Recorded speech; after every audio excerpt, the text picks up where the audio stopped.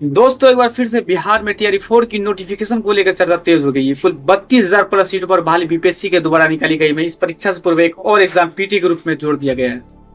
लेकिन इसको लेकर छात्रों के बीच कई तरह के सवाल पैदा होने लगे और छात्र मांग करने लगे हैं कि टीआरई 1, टीआरई 2 और टीआरई 3 में जिस तरह परीक्षा होगी उसी तरह टीआरई 4 में भी एक सिंगल, क्लियर और ट्रांसपेरेंट एग्जामिनेशन होनी चाहिए।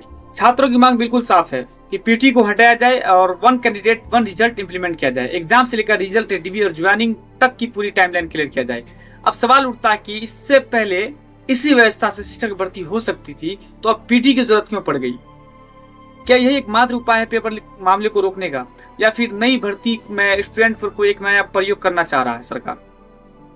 एक गरीब और एक मिडिल क्लास स्टूडेंट तैयारी करते करते थक चुके, हिम्मत साथ नहीं दे रहा है। पहले पीटी फिर दूसरी परीक्षा से छात्रों का परिसर, प्रिपरेशन कॉस्ट, अनसर्टेनिटी तीनों बहुत ज्यादा बढ़ गए हैं। और सबसे अजीब बात यह होती है कि जब छात्र आंदोलन की तैयारी करते हैं उसी दौरान फॉर्म फिलअप की डेट आ जाती है, वो भी सिर्फ फॉर्म भरना। एग्जाम कब होगी, रिजल्ट कब आएगा, अभी इसका कोई डेट फिक्स नहीं है। कई स्टूडेंट को प्रोटेस्ट से ध्यान हटाने के लिए तो ऐसा नहीं किया जा रहा। आपने कहा कि शिक्षक फ्यूचर बनाता है, बिल्कुल सही बात है, लेकिन हम लोगों का भी कुछ सवाल है कि जो टीचर बिहार का फ्यूचर बनाएगा उसके अपने ही फ्यूचर को इतना अनसर्टेन क्यों रखा जा रहा है? छात्र कोई फेवर नहीं मांग रहा, बस पीटी हटाने की और सिंगल एग्जाम करवाने को लेकर अपनी मांग कर रहे हैं। छात्रों को बस उनके फ्यूचर की सर्टेनिटी चाहिए।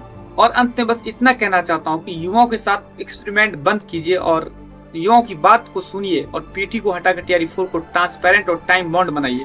क्योंकि सरकार के लिए एक साल सिर्फ एक तारीख है, लेकिन हम छात्रों के लिए वही एक साल हमारी जिंदगी का किस्सा होता है। धन्यवाद।